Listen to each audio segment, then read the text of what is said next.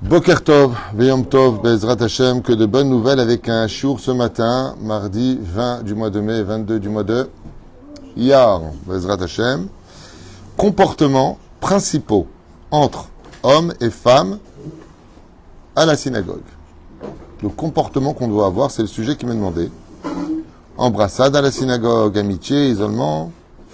Shiur demandé par Esther et Daniel Pérez. Pour un zivou gagoun, pour leurs enfants. Refoua shelema, refoua, en effet, shou refoua tagouf, be'ezrat Hashem itbarach, pour Keren Dvorachaya Bat Rivka Salma. Et ainsi que de bonnes nouvelles, surtout et dans tous les domaines. D'abord et avant tout, au Daraba d'avoir pris donc ce chiour, Esther et Daniel Pérez, pour un sujet aussi important mais délicat. Délicat parce que tout ce qui touche à ce genre de questions, comment doit se comporter un homme, une femme, qu'est-ce qu'il doit dire ou faire, c'est un sujet qui est très délicat et très sensible, parce que d'abord les gens n'aiment pas se sentir jugés, premièrement. Deuxièmement, les gens n'ont pas le même niveau de connaissance, ce qui fait que, par exemple, un médecin, vraiment un vrai médecin, un bon médecin, quand il va voir que tu fais quelque chose, tu sais, tu as du cholestérol, c'est pas bon. Bah voilà, j'ai mangé, il s'est rien passé. Ce que c'est pas, c'est que le médecin, il voit pas maintenant. Il voit le rajout de graisse. Il voit le rajout. Il voit plus loin. Le problème des gens, c'est que quand on n'a pas beaucoup de connaissances, ou quand on en a, mais que on a une mauvaise perfection de la demande divine, c'est-à-dire de ce que Dieu demande, on voit pas où est le problème. Et plus que ça, on dit de toute façon, vous, les religieux, vous voyez le mal partout. Je sais pas si tu comprends ce que je veux dire, mais c'est des sujets qui sont très délicats. Parce que il y a un deuxième point, c'est que la sensibilité pour ce genre de cours mène toujours à l'extrême. Bon, alors si c'est comme ça, j'y vais plus. Alors si c'est comme ça, je ne fais plus. C'est tout à l'extrême. C'est pour ça que c'est très difficile et délicat de parler de ce genre de choses, mais je vais en parler, parce que moi, j'ai pas peur, par contre. Avec diplomatie, mais je veux pas changer, trafiquer ou ignorer les enseignements de la Torah pour faire plaisir à certaines personnes. On dit que la vérité, c'est mal. Pourquoi? Parce que elle a en elle, comme on dit en hébreu, la vérité tue. Mais c'est de l'hébreu, la vérité ne tue pas. Le mot émet vient te dire que si tu t'unis à l'union de Dieu, le Aleph, eh bien tu risques de trouver des choses qui vont te gêner. C'est ça? Le mot émet, il y a le mot met. Donc la vérité tue. Intéressant comme sujet. On aurait une pensée très profonde avant pour tous nos otages, tous nos khayal et nous. J'ai vu hier que les banques d'Israël ont fait 30 milliards en un an. 30 milliards en un an de ribiot. Vous savez ce que c'est de ribiot? Ouais, les intérêts. Ben, quand tu n'as pas assez d'argent à la banque, les intérêts de la banque, ils ont fait 30 milliards de shekels. Et il y a un journaliste qui a dit une très belle phrase.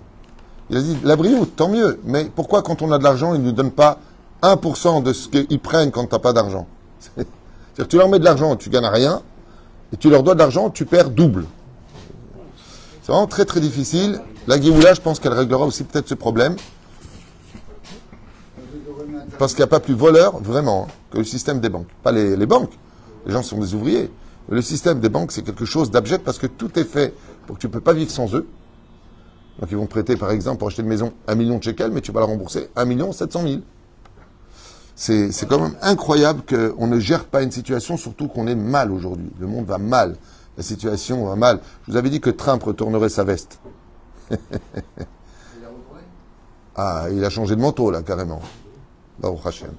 Mais c'est ce qu'il faut, c'est ce qu'il faut. Il y a marqué qu'à la fin des temps, toutes les nations du monde se retourneront contre Israël et patati patata. On est en train de le vivre. Tout ça, c'est pour notre bien. Encore une fois, je le dis, je le répète. Am Israël, il a deux chemins. Celui de la tchouva et tout se passe bien. Celui de je fais ce que je veux. Et il y a des prix à payer. Oufren, Be'ezrat Hashem Itbarach. En remerciant la famille Pérez, que Dieu les bénisse, Refoua Shlema pour leurs enfants, Zevouga Gounbri ou Tetana, pour École Am Israël.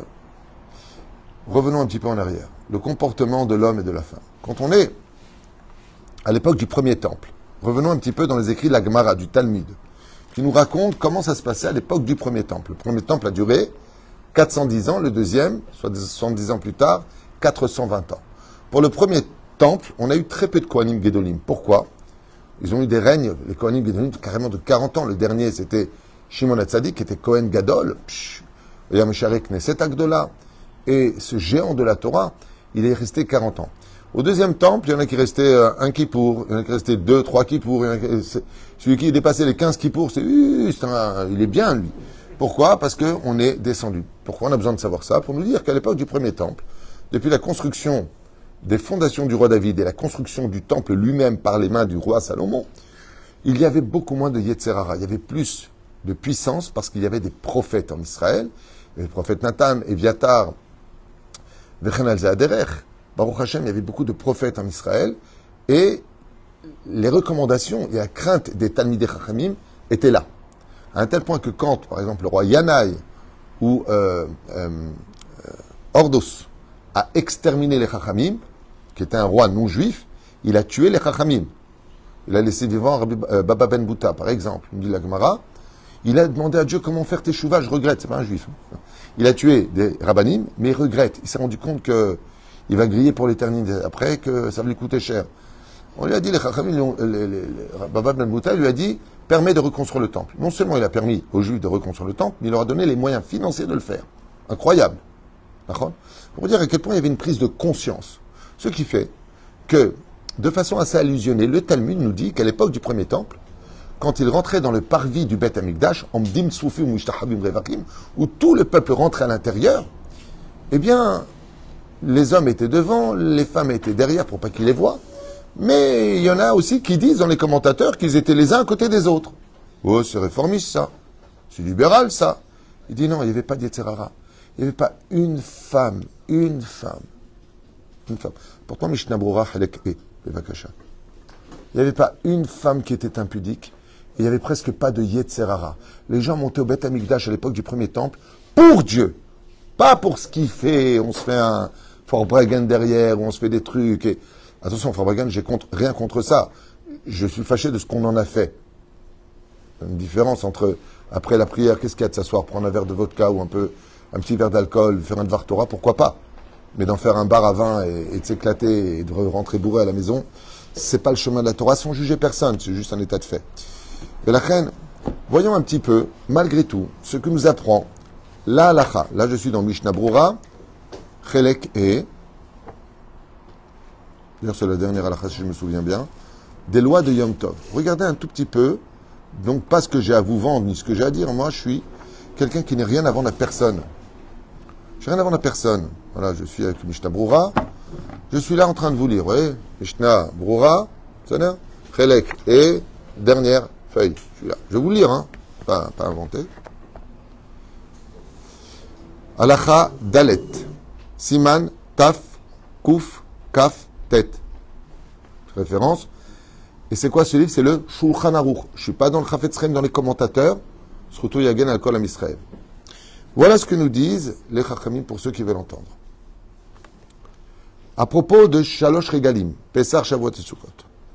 Chayavim Beddin, le Beddin à Jérusalem, ordonnait malgré tout que les gens étaient pudiques. Les gens étaient pudiques de façon naturelle. Hein. C'est-à-dire que même à l'époque, les prostituées, quand elles étaient prostituées, elles avaient des petits décolletés. C'était ça le signe de « je suis un peu facile ». À cette époque-là, les femmes étaient Batman, tu ne voyais rien. Qui c'est? Je ne sais pas. C'est-à-dire Chayavim Beddin Lehamid Shotrim, le Beddin ordonnait à la police, en Israël, de sortir pour les fêtes. Et pourquoi faire?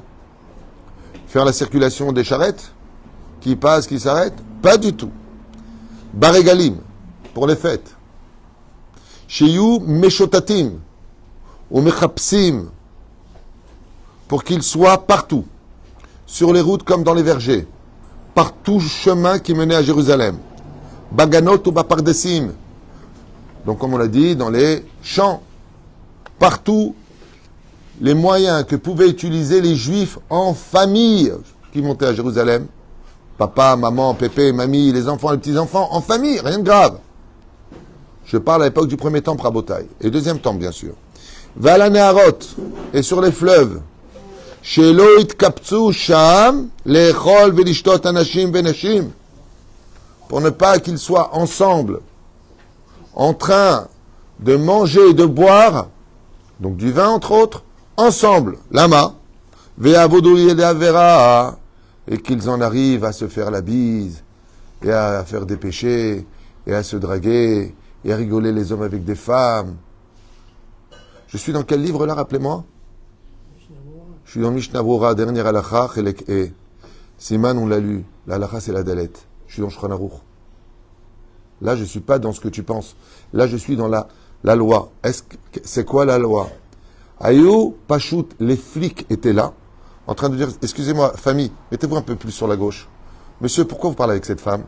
Ils sont pas à la synagogue, ils sont dans la rue, ils sont sur le chemin. Par des signes, Ganot, Naharot, c'est ce qui a marqué. Le Bedin, il disait, sortez vite, sinon c'est pas la peine de monter au Bet Amikdash. C'est pas la peine de monter. Si tu montes pour draguer, pour rigoler, pour plaisanter, pour ton kiff personnel, ouais, altavo. C'est pour ça que dans les lois de Bet Knesset, les lois de la synagogue, t'attends ton petit-fils sur les bras. Tu dis, papy, qu'est-ce que tu as envie de faire? Le serrer, l'embrasser. Je vous pose une question bête. Ashkenaz, Sfarad, est-ce que j'ai le droit d'embrasser mon petit bébé dans la synagogue? Normalement, oui. Al-pi halacha, pas normalement. On ne parle pas du cœur. On n'est pas à l'église. On est dans une synagogue. Hein? Ah, parce que quand tu l'embrasses, il ne braille plus, toi. T'as un enfant mutant, toi. Quand un enfant veut une sucette, c'est pas un bisou qui le remplace. Donc, non, non. Ah ben, on n'a pas dit pas le prendre, tu le prends. La question, c'est quand on a le droit de l'embrasser. Bien sûr que tu le prends. Attends, Allah Khalema, c'est. Il est interdit d'embrasser un enfant dans une synagogue. Vous savez pas? Professeur, est-ce que tu savais ou pas? L'homme est chané. Il vous fait un bisou, vous lui faites un bisou, c'est interdit ça aussi? Vadaï que c'est assourd. Assourd. La seule chose qu'a le droit un enfant, c'est d'embrasser les mains de son père. Vetou, l'eau. Vetou, l'eau. Est-ce qu'on a le droit de s'embrasser, Bichlal Alpidine, dans une synagogue, se faire la bise? Entre hommes, hein, je parle. Assourd. Les filles halacha, c'est assourd. Alors pourquoi vous me dites, il y a des gens qui m'embrassent et ainsi de suite? Moi, par contre, au niveau stratégique, il y a beaucoup de gens qui viennent dans cette synagogue, grâce à Dieu, elle est constamment en rotation. Il y a des gens qui viennent chercher de la chaleur. Il y a des gens qui viennent, sont contents. Et dans une période où il y en a qui ont divorcé plusieurs fois, il y a vraiment beaucoup de problèmes. C'est sur le domaine stratégique que je laisse les gens m'embrasser, par exemple. Mais ce que je fais, je les serre dans les bras. Ça, c'est pas interdit. Serrer quelqu'un dans les bras, c'est pas interdit. De se prendre, c'est pas interdit. De s'embrasser, c'est pour le Sefer Torah. Comme le dit le Harizal, dans la bête à Knesset, embrasser un Sefer Torah réparera tous les bisous que tu as fait de façon interdite. Donc, merci pour le bisou. Et la reine, je parle pas d'embrasser maintenant, oh, salut, comment tu vas? Ah, t'es tenu canon, t'as maigri, t'as perdu 5 kilos. Je parle pas de ça, ça c'est Bichlal Racha. Selon la Torah, pas moi je juge pas. Mais selon la Torah, il y a marqué, tu montes avec tes familles, et qu'est-ce qu'ils font? Commencent à discuter les uns les autres, sortent des bouteilles de vin, Shema Veyavu Lida Avera. Et donc, exactement, ils sont sur la route pour monter à Jérusalem, étant en bonne ambiance. Et l'ardoute, et le peuple d'Israël, et tatati, et tatata. Il y a une tzadika qui m'a posé une question, que j'ai déçu la pauvre. Je m'excuse. Elle m'a posé la question, elle m'a dit, est-ce qu'on a le droit d'aller comme ça tous en famille à la plage? Avec, bien sûr, attention, hein, les femmes sont avec le maillot de bain Tsniout. Je lui ai dit, tu me poses la question. La réponse serait oui, mais là je vais te dire non. Elle m'a dit, c'est oui ou non? Je lui ai dit, si on était dans une époque normale, où les gens avaient honte, conscience, entre la différence et le bien et le mal, je t'aurais dit oui. Pourquoi? Bon, t'es ton parasol, t'es tsniout, t'es dans une robe, on ne voit pas. On ne peut pas non plus vivre sur la planète Mars.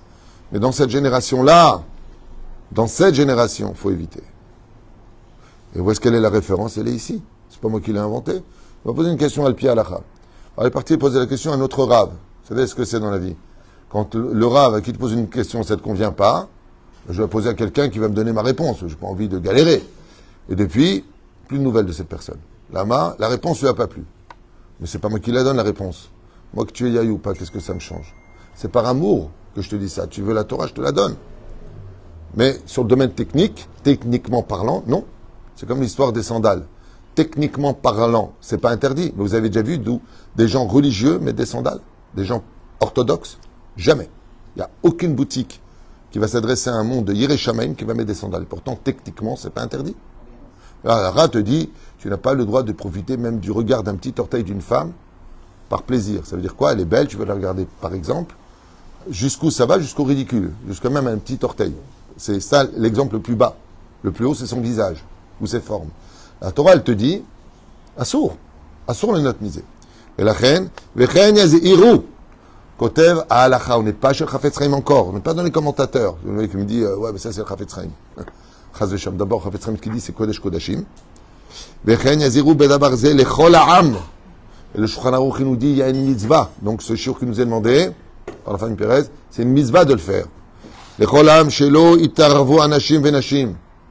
Qu'il est strictement interdit de mélanger les hommes avec les femmes, bebatehem, besimcha. Même dans la maison, quand il y a du vin, de l'alcool et trop de joie, fais attention. Parce que pendant cette fête, il peut se passer ne serait-ce qu'une seule avéra. Et une seule avéra, ça suffit pour mettre le feu et la colère de Dieu. Donc si les gens sont corrects comme avant, on rappelle quand j'étais jeune, on n'avait pas de Torah, mais on avait de la pudeur. On n'avait pas de Torah, mais on savait demander pardon. On n'avait pas de Torah, mais on avait honte. On n'avait pas de Torah, mais on savait reconnaître nos défauts. Aujourd'hui, on a de la Torah, et attention, c'est à moi que tu parles, mais t'es fou, toi, je vais te déchirer. On est devenu fou. On a laissé tomber les bonnes midotes pour la connaissance. Avant, on n'avait pas la connaissance, mais on avait de meilleures midotes. C'est peut-être pas chez tout le monde, mais généralement, c'était comme ça. Et la fin, je finis la phrase, Shema Yavou l'idée Avera. Et si tu dis, ah, ça va, les religieux, vous voyez le mal partout. Il te dit, oui, tu as raison. Shema Yavo l'idée Avera. On sait qu'il n'y a pas de faute là, mais on ne sait jamais comment les choses peuvent se faire. Et là, Yukulam Kedoshim. Car la Torah nous a dit Kedoshim Tiyu. Soyez saints. Et ça, saint, ça ne s'adresse pas qu'à une élite de juifs. Chaque juif a le devoir d'être Kadosh. D'être Kadosh. Et j'aimerais vous donner un exemple qui me tient à cœur, parce que j'en ai ras-le-bol. Non, franchement, j'en ai ras-le-bol. Quand il y avait Baba Saleh, heureusement qu'il n'a pas vécu à Sucré, hein. On le rappelait Baba Matok. Donc Baba Sali, qui vient de Sali. C'est bien, tu as fait la lettre. Maroc. Gvodarav, mon fils va mourir. Gvodarav, ma fille elle n'est pas mariée. Gvodarav, on a perdu ceci. Gvodarav, j'ai plus de parnassa. Baba Saleh, il te disait Brava Atzlacha. Et tu partais. Rabbi de Lubavitch. Combien de miracles a fait cet homme? Ben, vous voyez, eux, ils n'étaient pas mélangés. C'est parce qu'ils étaient Kedoshim, c'est pour ça qu'on l'appelle Sidna Kadisha. Le grand-père qui est saint. Vous savez pourquoi ils ont réussi? Vous savez pourquoi eux, quand ils donnent un ordre, que tu deviens riche, que tu guéris, que tu te maries, que ton fils y vit, que ta fille elle vit, vous savez pourquoi ça? Parce qu'ils sont Kedoshim. C'est pas leur connaissance en Torah qui provoque ça. C'est que eux, ils respectaient ce qui avait marqué ici. C'est toute la différence. C'est la Gdusha. Une bête à Knesset. C'est Kadosh. C'est bête Hashem. Mikdash Muat. C'est un petit bête à Mikdash. Il faut l'appeler bête à Knesset. On ne dit pas le temple. On ne dit pas je vais au temple. C'est ou chrétien ou assour, de dire. Pas le temple. Le temple, il n'y en a qu'un chez nous, c'est le bête à Mikdash. Le reste, c'est bête à Knesset. Qui veut dire la maison de rassemblement. Et pour vous donner un exemple, Ken.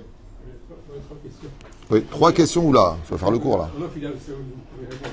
La première, ça se passait au Shalosh Regalim. C'est pas ce qu'il faisait après, entre-temps. Alors, réponds. Ah non, attends, 2 secondes. La première, ça se passait au Shalosh Regalim. C'était les seuls moments où tout le monde montait à Jérusalem. Donc c'est pour ça que. Et après, ils font ce qu'ils veulent. Non. C'est cohérent. Non. Je vais l'être. Le problème, c'est que tu fais question et conclusion. Non. C'est que personne, le peuple ne montait jamais ensemble à Jérusalem, à part Pessah, Shavuot et Sukkot. Donc, on va reprendre l'événement qui correspond à la date. Tu comprends ce que je veux dire? Mais le reste, ils ne faisaient pas ce qu'ils veulent. Au contraire, il y avait les bêtes d'înes maintenant de chaque ville. Comme par exemple, l'homme qui était jaloux de sa femme. C'est bizarre, ma femme, elle dit qu'elle rentre à telle heure qu'elle était à tel endroit, je vais à tel endroit, elle n'y était pas. On me dit qu'elle n'est pas venue de la journée, il commence à se poser des questions. Qu'est-ce qu'il faisait l'homme Nobedin? Il n'y avait pas besoin des Shalosh Regalim. Donc, si on te dit Shalosh Regalim, parce que c'était les 3 rendez-vous de l'année juive où tout le monde montait par tous les chemins. C'est tout. Ça, c'est un événement. C'est comme je te dis, ouais, parce que c'est Kippour. Ouais, ben, un jour dans l'année, c'est Kippour. Tu veux quoi, que je le déplace à Shavuot? Non, c'est plus Kippour. Hein? Deuxième question. La question qui est liée, c'est là. Il y aurait des chautrines partout. Partout. C'est la Oui. surveillance totale. Absolument. C'est ce qu'on appelle Mishmeret Atzniut dans la Torah. D'accord. C'est-à-dire que les chotrim, qu'est-ce qu'ils faisaient? Si tu veux savoir concrètement, toi tu venais avec Gamiel, Tzaddik, ton fils, ta fille, ta femme et tout le monde. Et puis d'un coup il y avait une famille, donc tu sors ta bouteille de vin, t'es content, c'est Pessah, c'est Shavuot, c'est Sukkot, on monte. Il y a la musique, il y a la fête. Et je vais te dire, en tant que choter, Shalom Vracha, Chag Sameach Tzadik, juste mettez-vous un peu plus sur la gauche. Non mais c'est ma famille. Ah, mettez-vous ensemble. En baya. Mais c'est avec les familles qu'on ne sait pas. Pourquoi? Tu regarderas toujours aujourd'hui. Tu sais comment, dans le monde juif, on tombe très facilement? Tu verras souvent, pas tout le temps, hein, que les gens traditionnalistes, ils parlent beaucoup de Torah avant de tomber. Ah, moi j'étudie la Torah, j'adore. Ouais, je suis shomer Shabbat, ouais, je mets les tefilines tous les jours. Et toi, tu fais quoi? Ben moi j'ai ça et ça. Et puis d'un coup, qui t'a demandé de raconter ta vie? Qui t'a demandé de raconter comment ça se passe avec ton mari ou avec ta femme? Il y a une espèce d'amitié qui s'instaure. D'un coup, on se confie. Parce que de toute façon, on se sent protégé par la Torah. Et c'est cette même Torah-là que tu as pris comme une barrière qui va te faire tomber. Qui t'a dit d'aller jusque-là? Qui t'a dit d'aller jusque-là? Donc on se protège un petit peu sous l'égide de on est religieux. Et ce que je vous dis, c'est pas ce que je pense. C'est mes rendez-vous au bureau depuis 30 ans. C'est pas ce que je pense. C'est mes rendez-vous. Les gens avec des kippotes rougottes qui viennent, des femmes avec des kissouilles et qui... voilà. Mais pourquoi? Et quand chaque fois je pose la question, ça commence toujours avec ce genre de choses. Et j'ai eu un cas à Paris, mais ça peut se passer ici ou ailleurs, hein, ceci étant. C'est que la femme mariée qui est descendue de Ezrat Nashim, elle a rencontré un garçon dont le nom me revient maintenant, bizarrement, je ne me rappelle jamais de nom, mais là, il me revient. Comment ça va? Ils ont fait une année de fac ensemble. Une année de fac. Donc, je ne te raconte pas les embrassades. D'abord, dans une synagogue, c'est déjà impensable. Est-ce qu'on a le droit de se faire la bise dans la vie juive avec une femme? Non. Là, il y a 2 femmes que tu as le droit d'embrasser dans ta vie. 2. Ta mère et ta femme. Ta mère, à toute heure. Ta fille, tu peux. 3 femmes. Je reviens en arrière. Tu as le droit de l'embrasser. Tu as le droit aussi. Bon, mais c'est la grand-mère, si elle est moche, non, ça peut faire peur. Un peu d'humour. À émettre, quand on dit 2 femmes, c'est ce qui est marqué. J'étais Nashim. Après le reste, oui. Mais par exemple, même sa fille, quand elle est grande, il y a marqué dans la halakha qu'il est préférable qu'elle embrasse la main de son père. Mais si elle l'a embrassé sur la joue, Zebeseder, ça passe. Mais par exemple, une fois, j'étais avec un grand rave, un très très grand Talmid Chacham, et il y a un père qui a pris sa fille de 15-16 ans sur les genoux. C'est-à-dire, le rave, il a regardé droit dans les yeux. Droit dans les yeux. C'est Zélo Tsanoua ce que tu es en train de faire. Ça s'appelle l'inceste. Alors, il n'a pas fait, il n'a rien fait, le mec. Toujours, les religieux, ils voient le mal. Prévenir. Vous savez, quand quelqu'un rate son virage, qu'il était à 180 km/h, ouais, il était en ligne droite. Le problème, c'est qu'il n'a pas prévenu le virage. Donc, s'il avait ralenti, il serait pas mort. La Torah, elle te dit, mets des barrières avant de chuter. T'as raison que là, dans l'instant T, il n'y a rien. Mais j'ai un copain qui s'appelle Thierry, je vais le dire ouvertement. Son nom s'appelle Thierry, ce monsieur. Il est parti à Pantin, un enterrement d'un ami commun. Ils étaient une centaine de personnes. Une centaine de personnes. Pendant l'enterrement, ce monsieur me raconte qu'il y a une femme avec qui il parle. Donc, comment ça va déjà, le corps, il avance tout seul. Et tu fais quoi et tout ça? Ah ouais, je me rappelle de toi. Il me raconte. Alors, tout, elle me met un papier dans les mains, discrètement, numéro de téléphone, il dit appelle-moi, on se fait un petit resto. Une femme mariée. Il y a un corps qui est mort, ils sont venus pour un mort. Quand tu vis dans une génération, alors bien sûr c'est loin d'être tout le monde, faut pas généraliser, je suis pas idiot, je viens pas d'une autre planète, je sais cela. Mais qu'est-ce qu'on a dit? Il n'y a pas marqué le mot averot. Avera achat, une seule faute. Une seule faute. Je vous donne un exemple. Vous achetez un beau vêtement blanc. Il y a une tache dessus, est-ce que vous l'achetez? Il n'y a pas des taches, il y a une tache sur le vêtement. Tu le prends? Pourquoi non? Ah, c'est tout blanc. Là, il y a une tache, tu ne prends pas. C'est exactement ce que dit Hachem. Venez à moi avec des vêtements blancs, d'où le minac de s'habiller en blanc pour les fêtes. Oui. Maintenant, il y a une averia, une tache. Pourquoi toi, tu n'achètes pas un vêtement avec une tache et pourquoi Dieu devrait prendre un peuple avec des taches? J'ai pas compris. Mais la reine, pour éviter cela, Kedoshim Tiou. Donc, pour en revenir à ce que je disais tout à l'heure, un des hommes qui a été le plus vigilant de cela, le plus vigilant des hommes, non pas comme j'ai vu au Canada dans la synagogue portugaise, ou je sais pas quoi, où la Ezrat Nashim, c'est un petit muret de 80 cm, et donc tu es là et tu as accès des femmes sur le côté, ou certaines synagogues où tu lèves à peine la tête à 3 mètres, tu as déjà les femmes qui ont une petite barrière. C'est le Gaon de Vilna. Le Gaon de Vilna, cet homme si kadosh qu'il était, lui, Bichlal, il interdisait Ezrat Nashim. Il n'y avait pas d'endroit pour prier pour les femmes chez le Gaon de Vilna. Il disait, vous voulez que le monde aille mieux? Vous voulez que le monde aille mieux? Pashut Meod, selon le Gaon de Vilna. Donc on va un peu à l'extrême, parce qu'une femme a le droit d'aller à la synagogue. On a vu que la mère de Rabbi, pour l'avoir aussi kadosh qu'il était, Rabbi Yehuda ben Anassi, elle était dans le Ezrat Nashim. Les femmes, il faut bien aussi qu'elles viennent, on va pas, quoi, leur sans spiritualité, on ne peut pas entendre le Vartoran, on ne peut pas répondre au Kaddish, et ainsi de suite. Oui, elles peuvent. Le Gaon de Vilna avait tellement peur de ce genre de conduite qu'il a interdit dans sa communauté qui est Ezrat Nashim. Il disait, les femmes, elles n'ont pas besoin de venir à la synagogue, elles n'ont pas l'obligation d'écouter la Torah, elles peuvent l'étudier à la maison dans le Sidour, mais si c'est pour qu'elles viennent et qu'elles papotent, si c'est pour qu'elles viennent et qu'elles discutent dans l'entrée de la synagogue, selon le Gaon de Vilna, Mizvat pas faire de Ezrat Nashim bichlal. Son opinion n'a pas été acceptée par tous les rabbanim. Prenons un exemple de l'autre côté extrême. La Tunisie. On est passé du Gaon de Vilna à Vilna aux Tunisiens. Alors les Tunisiens, eux, c'est « Ah, ça va toi hein? Alors, c'est ta fille, il y a du canon, hein? On va trouver un hatan, c'est là, Bezrat Hashem, tu vas te marier cette année. Viens, viens, j'ai tonton, viens, fais un bisou, viens. Hein? Alors en Tunisie, il y avait un très grand possèque, Rabbi Khalfon, Zecher Tzadik Vekadosh Ibracha. Et lui, il marque quelque chose qui a été tout de suite réfuté et refusé de tous les rabbanim, de toutes les tendances. Alors, lui, il allait tellement loin qu'il dit que pendant la Birkat Kohanim de la Ne'ila, à Kippour, les femmes peuvent rentrer avec les hommes sous le talit pour la Birkat Kohanim. Déjà, à la base, je m'excuserai de le rappeler à tout le monde, il n'y a aucune mitzvah d'aller sous le talit pendant la Birkat Kohanim. C'est-à-dire que le fait que les enfants aillent sous le talit du père pendant la Birkat Kohanim, c'est pas une erreur, mais presque. C'est-à-dire qu'il n'y a aucun besoin. Chez Neymar, quand Tevarchouet ben Israël, qui bénit? Les Kohanim. Tu n'as pas besoin d'abracha de ton père, tu l'as fait le vendredi à table. Mais c'est un minhag. Donc, il n'y a aucune obligation. Comme par exemple, quelqu'un qui a son fils qui est de l'autre côté, il veut passer pour la Birkat Kohanim. Il y a quelqu'un qui est en train de prier. Est-ce qu'on a le droit de passer devant lui? Non. Et qu'est-ce qu'il fait le père qui comprend pas la halakha? Il va dire à son fils, viens, viens. La Birkat Kohanim, c'est important. Pas du tout. Reste à ta place. Parce que s'il passe devant, là, tu fais une avéra. Et s'il vient sous le talit, ben, c'est juste pour faire plaisir. Parce qu'il n'y a aucune mitzvah d'aller sous le talit de son père pendant la Birkat Kohanim. C'est juste un minhag. À un tel point que les Chachamim, ils disent, ils sont plus perdants que gagnants. Il dit pourquoi? Il dit parce que pour que la bracha de la Birkat Kohanim vienne sur toi, il ne faut pas que tu donnes le dos au Kohanim. Alors pourquoi c'est bien de garder ce minhag? Et que pendant la Birkat Kohanim ici, il y a plusieurs personnes qui viennent sous mon talit alors que je suis chazan et que c'est pas évident.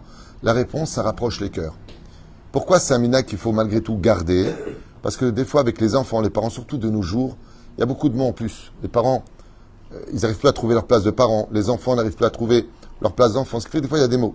Quand ton fils est habitué à venir t'embrasser la main et qu'il vient à Birkat Kohanim, c'est l'occasion, Bachalom, de faire la paix. C'est-à-dire qu'on a assez de haine gratuite, d'où le fait que, viens en famille, on prend la bracha des Kohanim. C'est dit de façon un petit peu paprenelle, c'est moussari, c'est moral, c'est bien. Voilà. Mais c'est pas obligé. Rabbi Khalfon, lui, je l'ai étudié dans son Kitzur Shulchan Aruch, malheureusement je ne l'ai plus. Et vraiment, c'est marqué noir sur blanc. Vemin Hagen ou Betounis, notre minag, que les femmes rentrent sous le talit. Le Rav Ovadia, je te raconte pas comment, le Rav Ben Zénab Shaoul, je te raconte. Tous les rabbanim que j'ai lus, minag gehinam. Assourd de faire ça. Qu'est-ce que j'ai fait moi? À l'époque, j'étais à Paris, que Dieu bénisse ma maman, que Dieu donne bonne santé. J'ai été voir ma mère, je lui ai dit, maman, comment elles établiaient les femmes en Tunisie? Elle m'a dit, voilà, elle m'a montré une photo de ma grand-mère que j'adorais, Memenoucha. Toi qui es de Tunis, comment elles établiaient nos grand-mères? Alors je vous explique. Il y avait des vêtements, et sur les vêtements, il y avait des vêtements, et pour finir sur les vêtements, c'est pas une blague, hein, il y avait un autre vêtement qui couvrait la tête. Aucune femme n'osait rentrer à la synagogue sans la tête couverte. Il y avait de la pudeur. Il y avait le mot metachemsh, il y avait de la honte. Ce qui fait que quand les femmes rentraient, à la limite, tu sais, elle savait reconnaître leur mari, mais tu veux pas, c'est qui sa femme? On voyait pas. Elle rentrait couverte. Donc à cette époque-là, il y avait une sniout. Là-bas, le minag, c'était que, étant donné qu'on est arrivé à Kippour, qu'on s'est tous pardonnés, le minag était basé sur le shlam bayit. Ça y est, la femme, elle vient sous le talit de son mari avec les enfants, en famille. Les mishpechotam, les vetavotam. Donc, on est passé du gan de Vilna qui dit, Bichlal, les femmes n'ont rien à faire dans une synagogue, à carrément des minagim qui sont tunisiens, et là-bas, Bichlal, la femme, elle rentre là où il y a les hommes pour la birkat, kohanim de l'année, il a de Yom Kippourim. Tout. On va de l'extrême à l'extrême. La différence qu'il y a, c'est que le Jvil Hazav, c'est-à-dire quoi, le chemin en or, l'équilibre de tout cela, c'est que les femmes, comme c'est des diamants, montent en haut, au-dessus des yeux, derrière les hommes, c'est mieux quand c'est Zrat Nashim, et c'est sur le côté. Comme une fois, mon rave à la synagogue, ils ont fait donc le muret là-haut, et c'était, on voyait quand même bien les femmes. Tu levais la tête, tu voyais les femmes. Qu'est-ce qu'a fait mon rave? Il a demandé au Gabaïm d'acheter immédiatement des vitraux où les femmes peuvent voir en bas, mais nous on ne peut pas voir en haut. Et je vous raconte un événement qui s'est passé avec mon rave. Rabbi Garbian, qui va répondre complètement à tout ça. D'abord, avant tout, chers amis, quand on vient, comme l'a dit une fois un khatan, on souhaite un grand mazal tov à Smia, puisqu'il se marie tout à l'heure, je vais le marier à 19h si Dieu veut. Avant la shkia, il se marie. Enfin, 7h moins le quart exactement pour ne pas arriver dans la shkia. Et il y a le khatan comme ça, qui a tous ses copains d'université sont venus. Et il s'est mis en colère après la choupa. Parti les voir, au lieu de faire des photos. Il leur a dit, dites-moi, je vous ai une question, vous êtes venus pour moi ou pour vous? Qu'est-ce que t'arrive? Pourquoi t'es pas bien? Qu'est-ce qu'on a fait? Il dit, je suis en train de me, je fais la choupa, vous n'avez pas cessé de parler, vous avez dérangé le Rav tout. Devant moi, il fait ça. Vous n'avez pas honte? Je suis en train de me marier, vous rigolez, t'as pas une cigarette, on vous entend? Je suis là, je suis le khatan. Quand j'ai entendu cette scène qui date depuis plus de 20 ans, ça m'a rappelé exactement ce qu'a marqué dans le Shulchan Aruch. Quand tu viens chez Hachem, viens pas pour toi, tu viens pour moi. Tu viens quoi, pour papoter? Rabbi Ari Garbian, une fois, il savait pas ça, parce qu'il sort le dernier de la synagogue. À Jérusalem, il y a l'Ezrat Nashim, donc les femmes en haut, les hommes en bas. Et une fois, le Rav Aryeh est sorti un peu plus vite parce qu'il avait un cours à faire un peu loin de cette synagogue. Le temps d'arriver, il y avait un kidouche de l'autre côté avec, je crois pour une naissance, je ne sais pas exactement pourquoi. Et il est resté estomaqué. Il voit que les femmes qui descendaient de Ezrat Nashim, donc dehors, et les hommes, comment, Mashlomcha, Maïnanim, la bise de bise, un truc de fou. Il est resté blanc. Je l'ai même attrapé par la main pour lui dire, ça va? Il m'a dit, ça va pas du tout. Bon, là, je parle de mon rave. Il a fermé Ezrat Nashim pendant un mois. Un mois, il a ordonné au Gabaïm de fermer la synagogue. Les femmes ne pouvaient venir pendant un mois. Les hommes, ils ont dit, pourquoi elles veulent venir, elles veulent écouter la Torah. Pourquoi, Rav? C'est lui a fait. Il a dit, j'impose une condition. Et je peux vous dire, quand vous rentrez dans la synagogue de mon rave, vous sentez la shrina. Pourquoi? C'est un endroit qui est kadosh, personne ne parle. Personne ne parle. Personne n'ose parler. Le rave, c'est le rave. C'est pas les gabaïm qui font la mafia là-bas. Le rave, quand tu donnes un mot, un ordre, c'est un ordre. Zeda Torah. Et je vous promets, hein, j'étais là, c'est pas moi l'a raconté. Il a dit, voilà, chers amis, on est quand même 260 personnes, presque 300 personnes dans cette synagogue. Pashut Meod. Je réouvre la Ezrat Nashim Altnaï. Dès qu'on finit Moussaf, donc après il y a Kabel Hashem, Enkelokenu, Enkadonenu, les femmes ont l'obligation de rentrer chez elles. Et jusqu'à aujourd'hui, je parle de ça il y a 26 ans. Jusqu'à aujourd'hui, dès que Moussaf se finit, toutes les femmes en haut rentrent chez elles ou elles attendent en bas des escaliers leur mari. Elles les attendent, mais pas devant la synagogue. Comme l'a apporté Rabbi Aryeh dans le Zohar HaKadosh, il dit, la synagogue et autour de la synagogue, c'est une kedusha. Comment vous osez vous embrasser? T'as vu la Tamrit Sinin?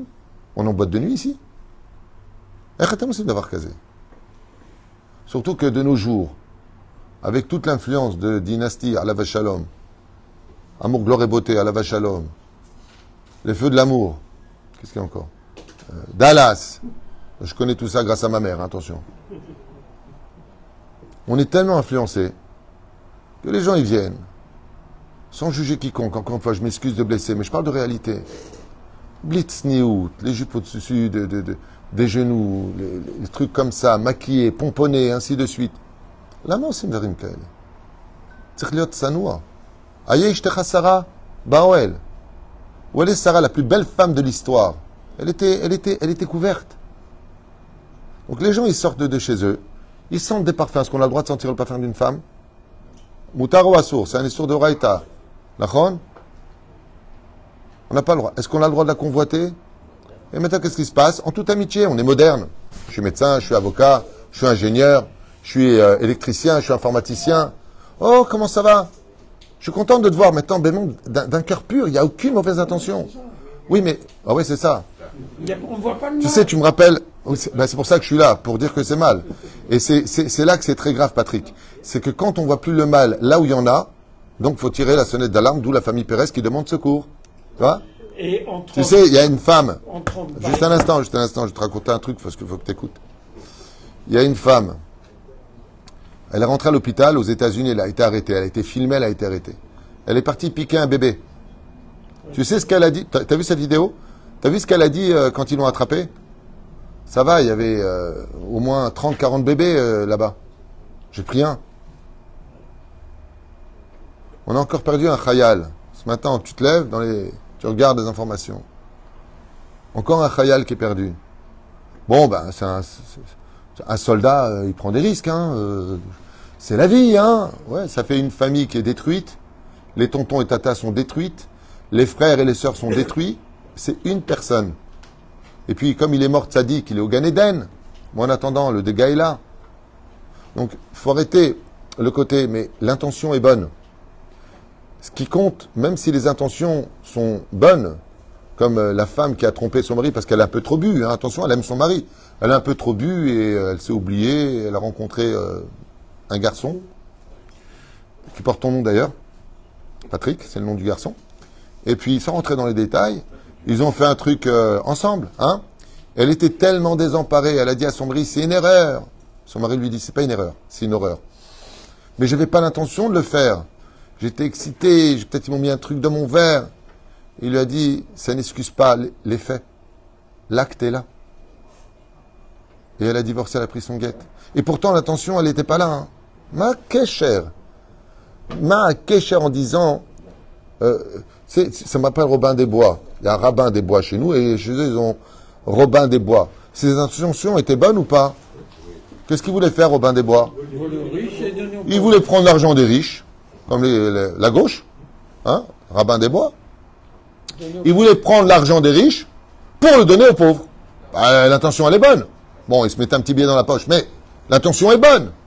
Est-ce qu'on a le droit de faire ça? Même au niveau politique, s'il y a vraiment une gourde, mais vraiment, il faut être un imbécile né, une personne vraiment vide dans la tête, pour diriger un pays en disant on va prendre l'argent des riches pour donner à ceux qui n'ont pas d'argent. Ben, les riches, ils se barrent. Et qu'est-ce qui te reste? Que des pauvres. Quelle intelligence. Les gens sont vraiment intelligents. Tu veux de l'argent? Bosse. Tu veux de l'argent? Donne-toi les moyens. Ils sont pas nés tous riches. C'est de la jalousie. Mais ça, faut pas le dire. On appelle ça synonyme communiste. Au nom de la gauche. Prendre de l'argent des riches pour rééquilibrer chez les pauvres. Avec tout ce qui sont taxés, en plus on leur prend plus. Mais il n'y aura plus qu'à se barrer. Donc ça fera un pays de clochards. Chazak ou Baruch. Les gens sont vraiment stupides. Quand je dis clochard, c'est pas péjoratif. Cloche, plutôt. Parce que j'ai beaucoup de respect pour les SDF. On s'en occupe d'ailleurs à la mairie, on s'en occupe ici, comme vous le savez. Il n'y a pas d'ambiguïté pour le mot, parce que j'ai toujours de la peine, qu'il soit juif ou pas, de voir une personne à la rue. Moi, personnellement, ça me tue. Ça me blesse énormément. Je suis parti en Italie avec mon épouse. On a fait un aller-retour. J'ai vu 2-3 personnes comme ça. Ayali caché méode. Je m'imagine, ne serait-ce qu'une heure à leur place, c'est invivable. C'est que tu te lèves le matin, tu ne sais même pas où aller, quoi. Tu marches pour marcher. Donc pour en revenir à ce qu'on disait, chers amis, Badaï, qu'il est strictement interdit de parler à la synagogue. Badaï, qu'il est strictement interdit de s'embrasser dans une synagogue. Même Patrick, si les intentions sont bonnes. Oh, comment vas-tu, Sylvie? Je suis content de te voir, vraiment d'un cœur pur. Attention, il y a sa femme à côté qui descend aussi. Hein. Parce que Dieu, il permet l'embrassade. Tzakliot, shomer negia. Tu viens de faire un issour. Ça veut dire que toutes tes mitzvot que tu as fait, tu viens de les perdre. Je te donne un exemple, Patrick. Tu as accueilli chez quelqu'un, il te reçoit comme un roi. Elle est belle ou pas? Motzei Shabbat, tu pars, il te dit une parole qui te blesse. Est-ce que tu regrettes d'être venu chez lui Ou alors tu vas faire la différence entre 99% de kiff et 1% où tu as été blessé. La réponse est simple. J'ai posé la question à 10 personnes, ils m'ont répondu tout de suite. Non, la seule chose que tu retiens, c'est la fin. C'est-à-dire que tu as été pendant tout le Shabbat hyper recueilli, qu'à la fin tu as pris une douche froide, une réflexion qui t'a faite, tu regrettes tout ce qui s'est passé. Je te le dis à l'avance. C'est comme pour le poids, tu manges un bon flan. Oh, la vache à l'homme les flans. Tu manges un bon flan. Quand tu as fini, tu regrettes toujours. Pourquoi? La chemise, elle craque. Et le train qui n'arrive pas à l'heure. Qui? Le train qui n'arrive pas à l'heure. C'est la même chose. On pense au train qui n'est pas arrivé à l'heure à la gare. Mais ça va loin. Les autres trains qui sont toujours arrivés à l'heure. C'est une très belle image. Je me demandais quel ça allait me sortir comme truc. Daniel, de Tunis, très belle image. Il dit quand un train il vient en retard, il déprogramme tous les autres trains. C'est la vérité. C'est vrai que tout le système change, même les trains qui doivent arriver. Un seul retard, c'est rien. Il n'a pas eu d'intention mauvaise. C'est un très bel exemple. Donc ne rate pas le wagon. Chazak ou Baruch. Ken. Au Bet Amikdash. Oui, oui, oui. Premier temple, il y a une marloquette là-dessus. Est-ce que les hommes étaient mélangés avec les femmes ou pas? Il y a des rémazim qui sont faits dans le Tanakh aussi là-dessus. Deuxième temple, oui, mamash, Ezrat Nashim, Ezrat Kbarim. Mais même au premier temple, à Emet, même le premier temple, c'est pas si simple que ça d'analyser qu'il n'y avait pas, mais il y a une question d'être séparé. Par exemple, dans le monde d'en haut, c'est qu'il y a la yeshiva des femmes et la yeshiva des hommes. Et pourtant, il n'y a plus d'Yetzerara. À plus forte raison sur Terre. Ken. Je reviens à ce que vous avez dit tout à l'heure, ça rejoint ma question que vous avez posée. Quand on se promène à Méa Chérim, par exemple, Mea Sharim. il y a des femmes qui sont entièrement couvertes, ça doit faire le burqa. Vous le justifiez? Absolument pas. La burqa n'est pas notre minag. Attends, il y en a. C'est des personnes Alors, je rappellerai. complètement, on les reconnaît. Regarde, tu poses des questions, j'aimerais répondre. Pour tous les rabbanim, c'est considéré comme une secte. Et cette secte-là dont tu parles, le gourou qui la dirige a été arrêté pour violence conjugale, viol et autres. Il a été arrêté. C'est une secte. Surtout que je vais te raconter une anecdote que tu dois savoir, que m'a dit Rabbi Moshe Ederi. Méfie-toi toujours des gens qui montrent tout le temps le côté « moi je suis pudique, moi je regarde pas ceux qui font comme ça ». C'est les premiers à regarder les meufs. Quand quelqu'un n'a rien à se reprocher, oui, ces gens qui mettent le chapeau s'ils je t'ai pas vu, Rabbi Moshe Ederi m'a dit de sa bouche, ces gens-là, s'ils ont besoin de montrer qu'ils regardent pas, c'est qu'ils regardent. Et ça veut tout dire. Mais ils sont combien? Tu parles de ces Batman habillés en bleu comme ça, ainsi de suite. C'est une secte. Aucune, et je vais te dire quelque chose, et je suis très content de ta question. Et pourquoi il y a le châle aussi, c'est un peu différent. Le châle, c'est encore autre chose. Non, c'est un vêtement qui, entre guillemets, ici, ne voit pas trop les formes. C'est pas vraiment ce qu'il y a. Non, il parle pas de ça. Il parle des burqas bleus que mettent certaines. Ça, c'est reconnu comme une secte. Mais moi, je voudrais vous répondre quelque chose que j'ai lu. Et qui est la réponse du Rabbi, qui est la réponse du Rav Ovadia, qui est la réponse du Rav Shteman, qui est la réponse de tous les rabbanim. Il y a un din que Rabbi Nathan, qui est Chazan avec moi et qui pour connaît très bien. Din Yohara. C'est quoi le din de Yohara, Rabbi Nathan? C'est-à-dire, c'est exactement ce que l'on dit. C'est-à-dire que je vais faire quelque chose que les plus grandes femmes du peuple d'Israël n'ont pas fait. Est-ce que les femmes de nos plus grands rabbanim de l'histoire avaient ce vêtement? Non. Ainsi donc, tu viens de faire un péché. Ne sois pas plus royaliste que le roi. Moi, je me rappelle qu'une fois, mon Rav, Rabbi Ari Garbian, il a entendu que je mettais chez Mouché Rabat avec le talit ici. Et mon frère Samy lui a rapporté ça. Dans la semaine, il m'a convoqué, il m'a dit, je veux que tu viennes me voir immédiatement. Je suis parti le voir. Pourquoi? Le Harizal, il dit, on prie avec Shimouché Rabat le talit pour Mincha. Le Harizal, Bethel, les Shiva de Bethel, il prie comme ça. Mon Rav m'a convoqué, il m'a dit, j'ai une question, mon élève, à te poser. J'ai étudié 12 ans près de lui. Est-ce que moi, je mets le talit à Mincha? Je lui ai dit non, Gvodarav. Il m'a dit, est-ce que Shimouché Rabat, je les mets devant tout le monde? Je lui ai dit non, Gvodarav. Il m'a dit, très bien, Shalom, mon fils. J'ai compris, je ne les ai plus jamais remis. Et j'ai interdit à tout le monde ici de mettre le talit et de mettre. Pourquoi? D'ignorer. Ton Rav, il fait pas, toi tu fais, pour qui tu te prends? Est-ce que la femme du Rabbi, elle est habillée en bleu Batman? Est-ce que la femme du Rav va dire Youssef? Bémet? Est-ce qu'on a, on voit les plus grandes femmes d'Israël à qui on doit notre vie, est-ce qu'elles étaient habillées comme ça? Pour qui on se prend?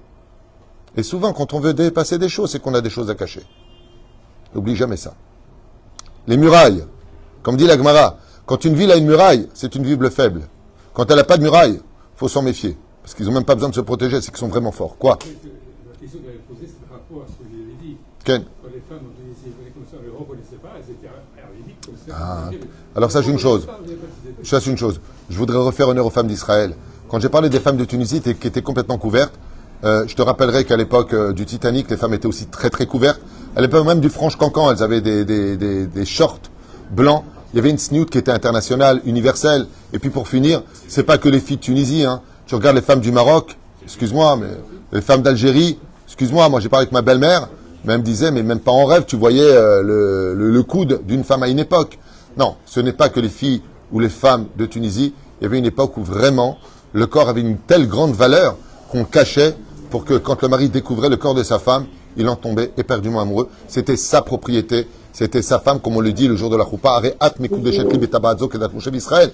Et la reine, c'est bien dommage qu'aujourd'hui on ait perdu ces valeurs, où le plus grand plaisir, c'est plus celui des yeux que du toucher. Et quand tu es marié avec une femme, aujourd'hui, c'est la femme un peu de tout le monde. En tout cas, au niveau du regard, même s'il n'y a pas eu d'acte derrière. Ça, c'est ce que dit la Torah, ce n'est pas mon opinion personnelle, et c'est ce qu'on m'a demandé de partager avec vous, puisque les Avrichim sont déjà là, ils attendent, pour vous faire comprendre que, mamash, il est préférable pour une femme, surtout de ne pas être un obstacle pour les hommes, si elles vont à la Beth Knesset, qu'elles y aillent pudiquement parlant, sans se pomponner termidaï, il n'y a pas de mise à dette moche, il n'y a pas de mise à plaire à qui que ce soit non plus, excuse-moi de le rappeler, mais surtout que quand elles sortent de la Beth Knesset, et même si elles voient des gens, Mashtampra, Makore, Maïnyanim, Enbaaya, Lomitnashkim Bebet Knesset, celui qui va à la synagogue pour Hachem, ni parle à la synagogue, ni dérange à la synagogue, ni fait les choses pour son kiff personnel, il vient pour donner de la joie à Hachem, pour quelques instants dans la synagogue, pour que Dieu lui donne beaucoup de joie toute la journée, dans sa vie de tous les jours. Et à Vadaï, Denis, on s'embrasse, Chaz Shalom. La plus forte pour les hommes, sors de la Beth Knesset, va chez toi. C'est pareil, les hommes qui parlent avec les hommes devant la synagogue. Est-ce que la halakha le permet? Non, il y a marqué Miyad, Elech, Veye Kadesh. La femme, elle t'attend à la maison. Vous avez vu comment on fait le Shabbat ici?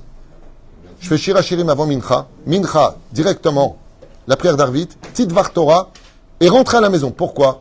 Mais vos femmes, elles sont fatiguées, on est en été, elles vous attendent, les enfants, ils sont éclatés, ils vous attendent sur le fauteuil. Être un vrai rave de communauté, c'est pas simplement connaître tes prières et de faire des Dvar Torah. C'est de penser à l'ensemble des choses qui sont en dehors de ces murs pour que tout le monde vive cette Torah dans une harmonie et une joie d'accueillir le Shabbat et pas d'attendre pendant des heures. Ah, et toi ça va, et t'as fait ça, et qu'est-ce que tu racontes? Et on parle pendant des heures devant la synagogue. Vous avez que ça à faire de votre vie ou quoi? Vous êtes fous, quoi? Attends, le lendemain, effectivement, il y a des gens qui mangent un peu plus tard, alors qu'il y a un mois, un Dvar Torah. Tu veux faire Farbragen, un baya. Tu prends un petit verre, mais pas rentrer à 3h, 4h de l'après-midi, et tu te rends, ouais, j'adore Shabbat. Ce que je vous fais, c'est pas, je l'invente. J'ai été invité à Paris chez un Chabad, j'étais gêné, on laissait la porte ouverte. C'est un très bon copain à moi, attention. Il est rentré à 4h de l'après-midi, il a vomi dès qu'il est rentré. C'est pas le chemin de la Torah. Alors c'est un cas isolé, hein. Non, pas vraiment. Je peux vous dire, pas vraiment. C'est pas vraiment un cas isolé. En tout cas, sachez que c'est pas le chemin de la Torah. Si tu fais un kiddush à la synagogue, ce soit un kiddush, donc kadosh. Comme on le fait Bezrat Hashem ici, quand on fait un kiddush, qu'est-ce qui se passe?